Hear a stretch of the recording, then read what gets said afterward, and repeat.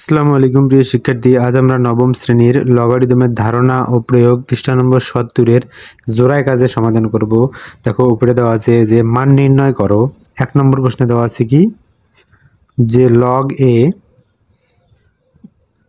Root over ১৪০ by 2 into root over 30, তারপর plus আবার log এ, তারপর দেওয়া আছে 3 রুট ওভার 12 ভাগ 2 root over 27 plus log a cube root over b square ভাগ কি দেওয়া আছে b root over a square. দেখো এই প্রশ্নের আমরা সমাধান করব, তাহলে এটার মান নির্ণয় করব আমরা। তাহলে দেখি প্রথমে, যেহেতু আমাদের মান নির্ণয় করতে বলছে, তাহলে প্রথমে আমরা ১৪০-এর লসাগু নির্ণয় করি। দেখো আমরা যদি ১৪০-এর লসাগু নির্ণয় করি, আমি এদিকে সাইড নোট করে দিতেছি যে ১৪০-কে যদি আমরা 2 দ্বারা ভাগ করি তাহলে হবে কত, ৭০। ৭০-কে আমরা যদি 2 দ্বারা ভাগ করি হবে ৩৫। ৩৫-কে যদি আমরা 5 দ্বারা ভাগ করি ৫ 7 35। তাহলে লসাগু হলো 2 2 5 7। তাহলে আমরা এখানে আমরা নোট করলাম শুধু, এটা তোমরা প্রশ্নের মধ্যে লেখো না। তাহলে যদি আমরা ১৪০-এর লসাগু করি তাহলে আমাদের কি মান বেরোবে, যে রুট ওভার তো আছেই, তাহলে ১৪০-এর লসাগু 2 গুণন 2 গুণন 5 গুণন 7, 2 গুণন 2 গুণন 5 গুণন 7।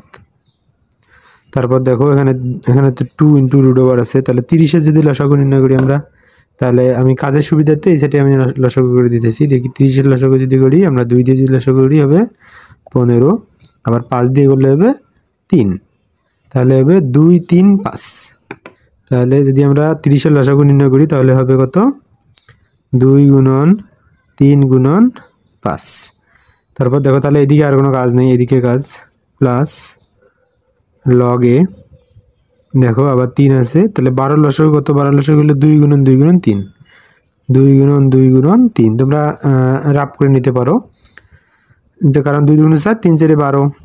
একইভাবে যদি আমরা 2 ইন্টু 27-এর করি লসাগু নির্ণয় করি তাহলে হবে 3 গুণন 3 গুণন 3, অর্থাৎ 3 3 নয়, 3 নং 27। তোমরা কাজের সুবিধার্থে তোমরা ওখানে করতে পারো, কোনো সমস্যা নেই। তারপর দেখো এদিকে, তাহলে দেখো আমরা এদিকে আবার রুট ওভার আর স্কোয়ার এখানে কাটা যাবে, এখানে রুট ওভার আর স্কোয়ার কাটা যাবে, কারণ আমরা জানি রুট আর স্কোয়ার সবসময় কাটাকাটি যায়। তাহলে কাটাকাটি যাওয়ার পর তাহলে এদিকে থাকলো কি, তাহলে থাকলো লগ এ, তাহলে এ কিউব, উপরে থাকলো এ কিউব আর নিচে থাকলো বি, কারণ স্কোয়ার আর রুট কাটা যাওয়ার পর এখানে বি থাকলো, আর এদিকে নিচে থাকলো বি, আর এদিকে যেহেতু স্কোয়ার আর রুট কাটা গেছে শুধু থাকে এ।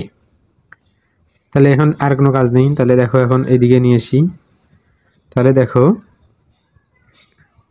আমরা যদি সমাধান করি তাহলে দেখো রুট কিন্তু সবারই উপরে, রুট কিন্তু রুটের ভিতরে যেহেতু এগুলো সংখ্যা আছে তার মানে রুট সবারই উপরে, তার মানে আমরা একটা একটা করে লিখি, যেমন রুট 2, আবার এদিকে রুট 2, তাহলে রুট 5 রুট 7, রুট 5 রুট 7, অর্থাৎ আমরা রুট ওভার সবাইকে একটা একটা করে দিয়ে দিলাম।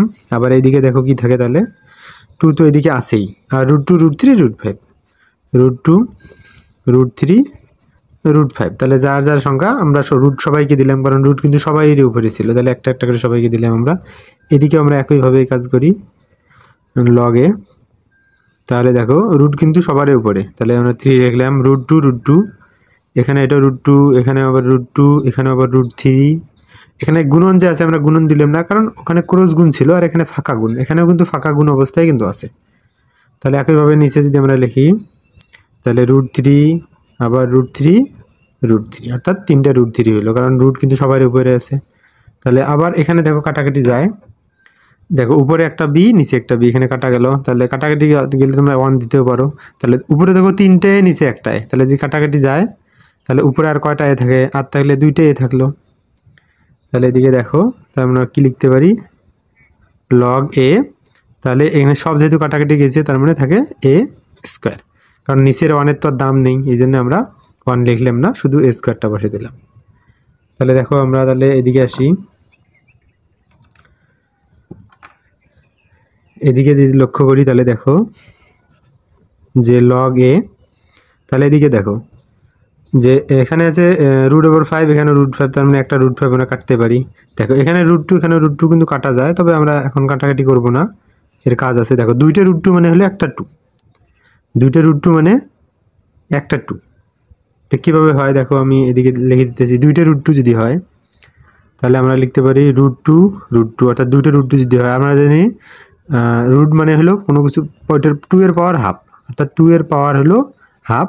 আবার এই √2 মানে 2 এর পাওয়ার হাফ, অর্থাৎ রুট মানে হলো পাওয়ার হাফ, তাহলে দুটো পাওয়ার হাফ দিল। তাহলে দেখো এখানেও 2, এখানেও 2, দুটো 2 থেকে একটা 2 কমন নিলাম। আমরা জানি ভিত্তি যদি একই হয়, এখানেও ভিত্তি 2, এখানেও ভিত্তি 2। আমরা জানি কি ভিত্তি যদি একই হয় তাহলে গুণের ক্ষেত্রে পাওয়ার যোগ, এটা কিন্তু গুণ অবস্থায় আছে, গুণের ক্ষেত্রে পাওয়ার যোগ, অর্থাৎ হাফ যোগ হাফ। আর হাফ হাফ যদি আমরা যোগ করি তাহলে কী হবে, 1 হবে, তার মানে আমরা 2 লিখতে পারি। তাহলে এখান থেকে বোঝা গেল যে √2কে, দুটো √2কে আমরা শুধু একটা 2 লিখতে পারি। তাহলে দুইটা √2কে, তাহলে এরভাবে যে কোনো কিছু হতে পারে, যেমন দুইটা √3, দুইটা √4, দুইটা √5, যে কোনো কিছু দুইটা জিনিস যদি রুট অবস্থায় থাকে তাহলে এটাকে আমরা একটা লিখতে পারি।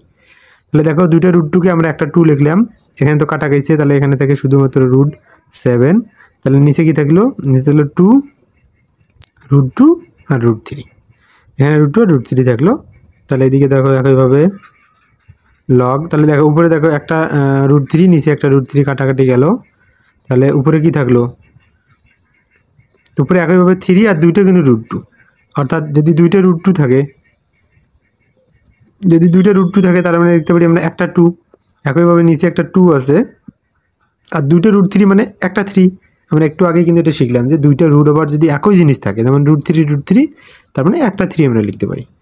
প্লাস আমরা আরও একটা সূত্র শিখছি যে পাওয়ারের উপর যদি পাওয়ার থাকে তাহলে সেই পাওয়ারটা সামনে আসে, এটা একটা সূত্র যে পাওয়ারের উপর যদি পাওয়ার থাকে সেটা আসে সামনে, অর্থাৎ 2টা আসলো সামনে, তাহলে লগ এর ভিত্তি এ পাওয়ার হলো এ।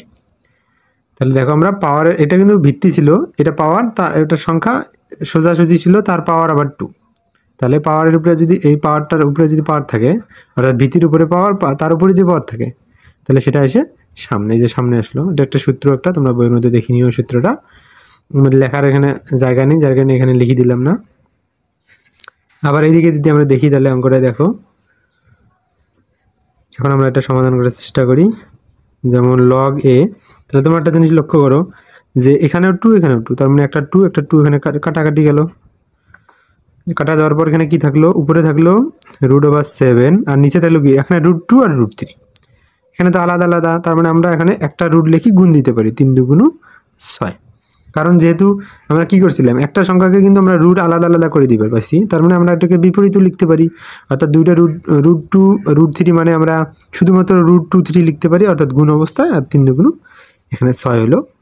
একইভাবে দেখো এখানে 3 কাটা 1, এখানে 3 1 কে 3, তাহলে আবার এদিকে দেখো 2 1 কে 2, 2 1 কে 2, অর্থাৎ এখানে সবগুলো সংখ্যা কি গেল, কাটাকাটি গেল, তার মানে থাকলো কি 1, অর্থাৎ লগ এর পাওয়ার হলো 1।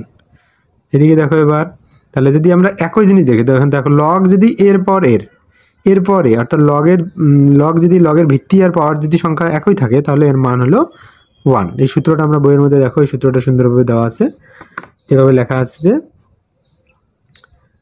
যে লগ এ ভিত্তি তার পাওয়ার যদি এ হয় তার মানে তার মান 1। যে কোনো কিছুই থাকতে পারে, যেমন লগ 10 এর পাওয়ার 10, তার মান হলো 1। মোট কথা এই দুটো জিনিস যদি একই থাকে তার পাওয়ার সবসময়, তার মান সবসময় হয় 1। তাহলে আমরা এটা 1 লিখলাম। তাহলে দেখি এখন আমরা, তাহলে এদিকে কোনো কাজ নেই, লগ এ এদিকে যেরকম আছে ওরকম থাকবে, √7 ভাগ √6 প্লাস, দেখো আর একটা সংখ্যা যে লগ এ ভিত্তি এ আর মান যদি 1 হয়, ভিত্তি যাই থাকুক না কে, ভিত্তি 1 2 3 4 5 6 7 8 a b c d x y যাই থাকুক না কে, এর মান যদি 1 হয় তার মান হলো 0। এটা হলো সূত্র। এখানে ভিত্তি যাই থাকুক না কেন, এখানে a যদি থাকে, 1 যদি থাকে, তো তার মান হলো 0। এখানে log 10⁻1ও থাকতে পারে, যেমন এরকম করেই থাকতে পারে, log 10⁻1 যদি 1 থাকলে তার মান 0। এটা কিন্তু সূত্র একটা দেখিও, আমি কিন্তু এখানে বানায় বলতেছি না, তোমরা বইয়ের মধ্যে এই সূত্রটা দেখিও, 0। আর এখানে গুণ করলে 2 1 কে 2, তার মানে আমরা সমাধান পেয়ে গেলাম। তাহলে হলো কি লগ এ, তার মানে এখানে কত থাকলো, √7 ভাগ √6, যদি আমরা এটা যোগ করি, শূন্যের সাথে যোগ করলে তো লাভ নেই, 2 2 থাকবে, তাহলে এটা হলো আমাদের নির্ণেয় মান।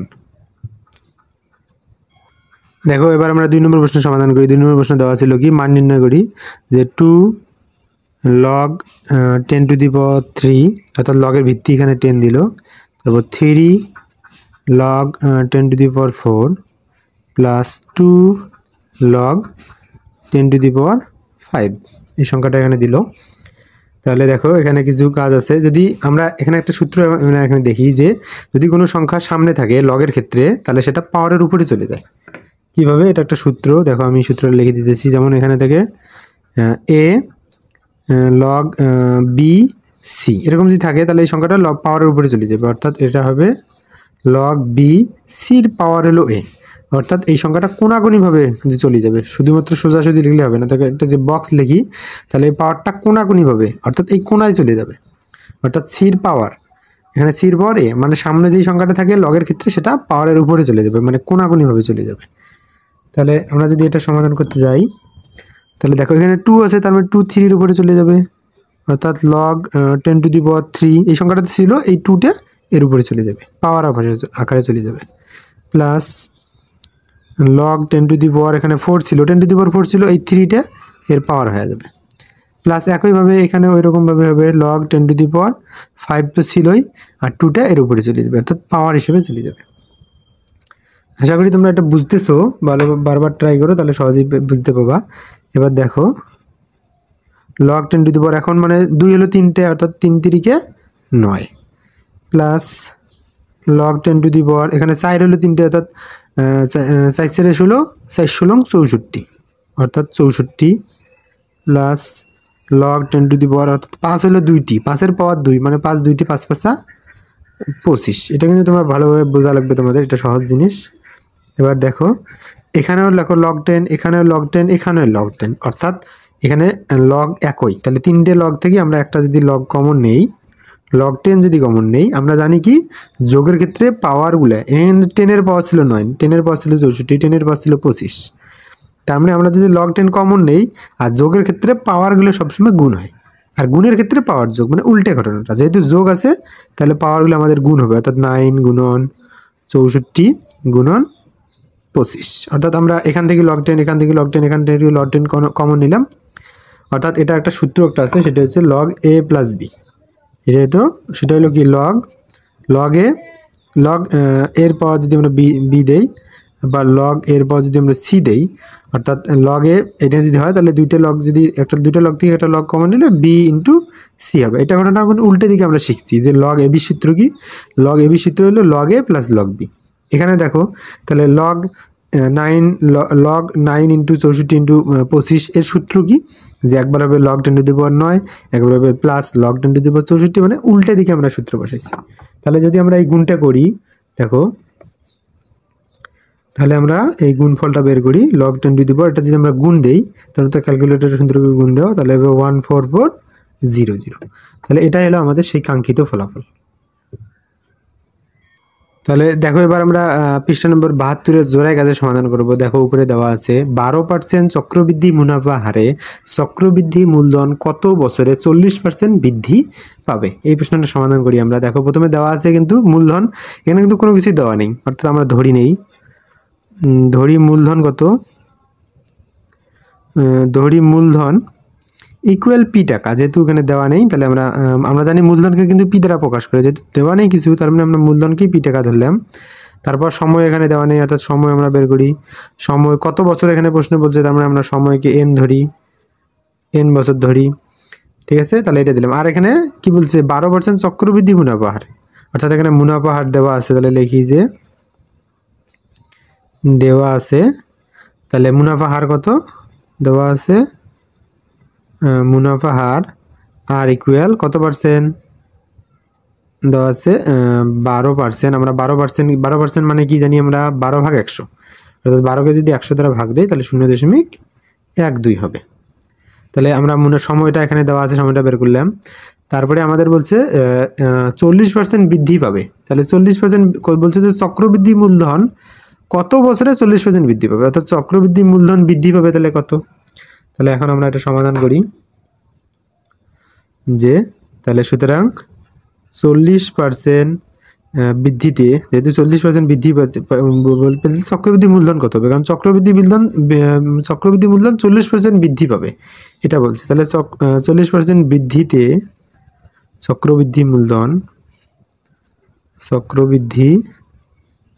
তাহলে মূলধনের কি হবে, চক্রবৃদ্ধি মূলধনের সূত্র আমরা বসাই। চক্রবৃদ্ধি মূলধন যেহেতু 40% বৃদ্ধিতে বলছে, তাহলে সরাসরি আর চক্রবৃদ্ধির মূলধনের সূত্রটা বসবে না, যেহেতু বৃদ্ধিতে বলছে তার মানে আমরা লিখতে পারি এ সমান P into P plus P এর কত পার্সেন্ট, 40%, অর্থাৎ আসল যোগ আসলের 40%। কারণ যেহেতু 40% বৃদ্ধি পাবে মূলধন থেকে, কিন্তু 40% বৃদ্ধি পাবে, আর তার মানে মূলধনটা এখানে থাকবে, আবার মূলধনের 40%।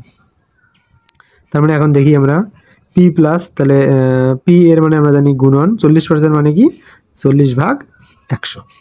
তাহলে দেখো এখানেও পি, তাহলে দুটো পি থেকে আমরা একটা পি যদি কমন নেই, তাহলে এদিকে থাকে কত, তাহলে কিছু নেই মানে 1 প্লাস এদিকে পি কমন নিলে 40/100। দেখো তাহলে এটা আমরা সমাধান করি, এখানে যদি 40 দিয়ে যদি ভাগ করি 100কে, তাহলে কত হবে পি ইন্টু 1 প্লাস 40কে যদি 100 দ্বারা ভাগ দিই তাহলে হবে 0.4। এটা যদি যোগ করি তাহলে কত হবে, তাহলে হবে 1.04 পি, কারণ পি তো গুণ অবস্থা আছে, তার মানে আমরা একসাথে লিখতে পারি 1.04 পি, এক দ্বারা যোগ করার পর একসাথে আমরা লিখলাম, অর্থাৎ 40% বৃদ্ধিতে মূলধন এত টাকা হবে, সেটা আমরা শুধু বের করলাম। এখন কিন্তু আসল জিনিস আসেনি। এখন আমাদের দেখো চক্রবৃদ্ধি মূলধন তাহলে আমাদের কত হবে, তাহলে আমি বোঝার সুবিধাতে এই সাইডে আমি করে দেই। দেখো আমাদের চক্রবৃদ্ধি মূলধন আমরা তাহলে বের করি, যে আমরা জানি চক্রবৃদ্ধি মূলধন কি, তোমরা পরের পৃষ্ঠায় করিও।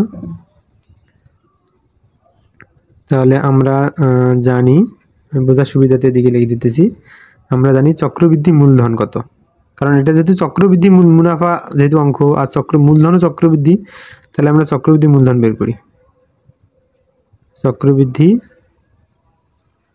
মূলধন আমরা বের করি, তাহলে চক্রবৃদ্ধি মূলধনকে কি দিয়ে প্রকাশ করে, তাহলে a equal p into 1 plus r to the power n, এটা কিন্তু সূত্র, চক্রবৃদ্ধি মূলধনের সূত্র। এখন আমরা মান বসাই, যে পির মান তো আমরা জানি না, পির মান টু পি, তাহলে এখানে 1 থাকলো, আর এর মান কত হবে আমাদের, আর এর মান কিন্তু আমরা একটুকে বের করে নিলাম, যে এটা 0.12, তারপর এন, অর্থাৎ এন এর মানও কিন্তু আমরা জানি না, সময় কিন্তু আমরা জানি না, তাহলে আমরা এনই লিখবো।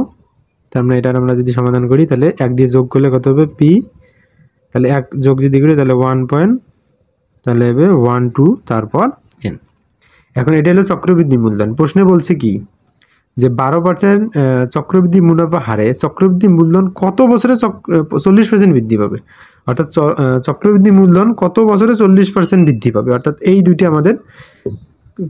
দুইটা থেকে আমাদের সময় বের করতে হবে। তাহলে আমরা লিখতে পারি যে শর্ত মতে, তাহলে শর্ত মতে আমরা কি পাই, তাহলে এই দুটো ইকুয়াল হবে আমাদের, কারণ প্রশ্নে বলছে যে চক্রবৃদ্ধি মূলধন কত বছরে চক্রবৃদ্ধি 40% বৃদ্ধি পাবে, অর্থাৎ 40% বৃদ্ধি পাবে, আর চক্রবৃদ্ধি মূলধন আমাদের একই, তার মানে আমরা লিখতে পারি যে শর্ত মতে, তাহলে এটা আগে লিখি আমরা পি ইন্টু 1.12 তারপর এন ইকুয়াল, তাহলে এর মানটা কত, দেখো এর মানটা তাহলে 1.04 পি, তাহলে এই মানটা এখানে লিখি 1.04 পি। তাহলে তোমরা একটা জিনিস এখন এটা আমরা সমাধান করি, তাহলে এখানেও পি আছে, আর আমরা জানি কি ইকুয়ালের ওই দিকে একই জিনিস থাকলে আমরা কাটাকাটি করতে পারি, তাহলে পি আমাদের কাটা গেল, তাহলে থাকলো কি এইদিকে থাকলো 1.12 তার পাওয়ার হলো এন ইকুয়াল 1.04। আমরা বোঝার সুবিধাতে এখানে ব্র্যাকেট যদি দিয়ে রাখি, তাহলে দেখো আমরা ইকুয়ালের ক্ষেত্রে, অর্থাৎ এইদিকে একটা সংখ্যার পাওয়ার ইকুয়াল, এইদিকে একটা সংখ্যা যদি থাকে, তাহলে আমরা এটা কীভাবে সমাধান করতে পারি, যে লগ নিয়ে আসতে পারি।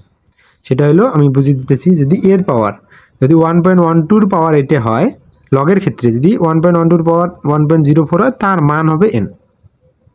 ভালোভাবে বোঝো, এর পাওয়ার যদি এটা হয় তার মান হবে এন, লগের ক্ষেত্রে এটা, তার মানে আমরা লিখতে পারি এন ইকুয়াল লগের ক্ষেত্রে, এখানে একটা লগ নিয়ে আসবো, তার মানে এর পাওয়ার হবে এ, তার মানে হচ্ছে 1.12 এর পাওয়ার 1.12 পাওয়ার হবে 1.04, এটা লগের ক্ষেত্রে, অর্থাৎ 1.12 পাওয়ার যদি এটা হয় তার মান হবে এন, তার মানে আমরা সমান কি লিখতে পারি, যে এন ইকুয়াল লগ এর পাওয়ার এটা তোমরা সব জায়গায় কাটাবা, দেখবা এই মানটায় আসবে।